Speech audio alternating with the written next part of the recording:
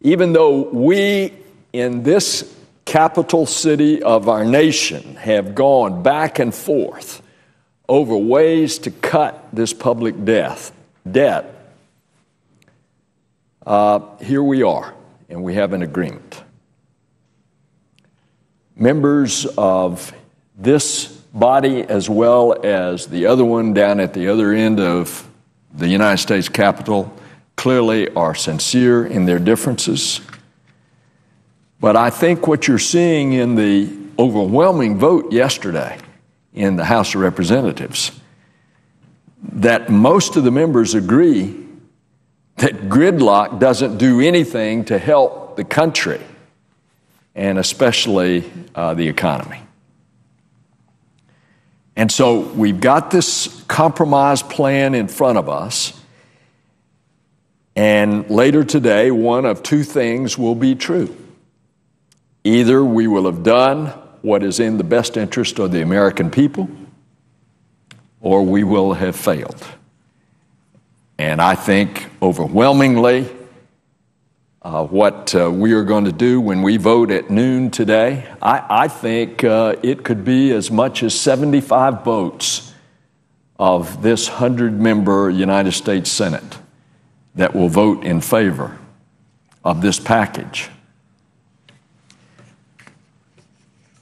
I think not only is it obvious that this package is the way to avoid default, but it starts us on the path of getting serious about what we have to do.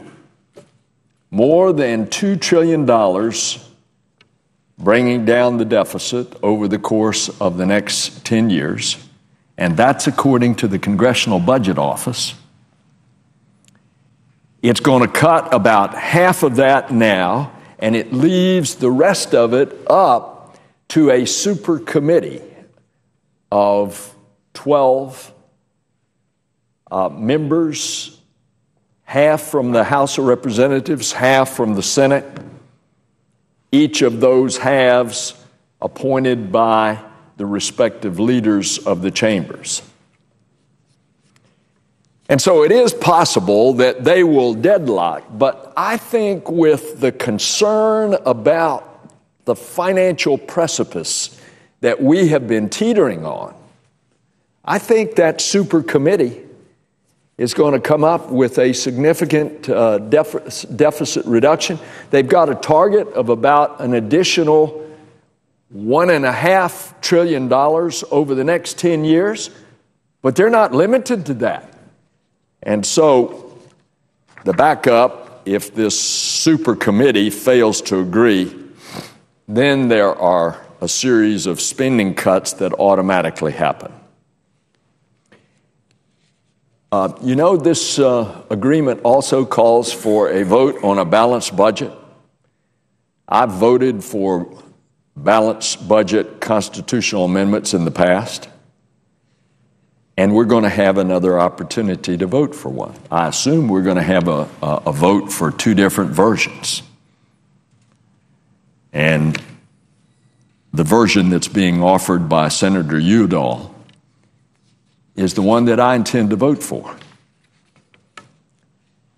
So here we are with a plan that is not a perfect plan. It clearly avoids default.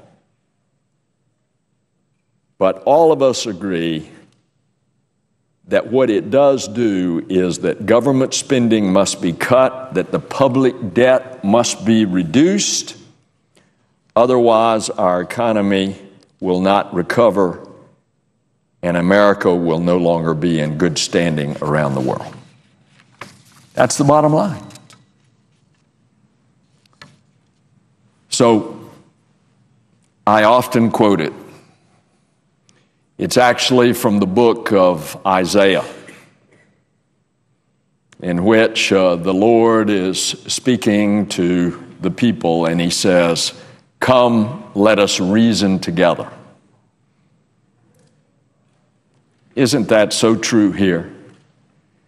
And was it not avoided for so long, where reasonable people of goodwill, and every one of these senators is a person of goodwill. If we can get out of our ideological rigidity and out of our momentary excessive partisanship, then as the good book says, come let us reason together. And I think that that's what we've done. So when we pass this, and it'll be an overwhelming vote in about 2 hours, and the president can sign it into law, then we can turn our attention back to the economy and creating jobs,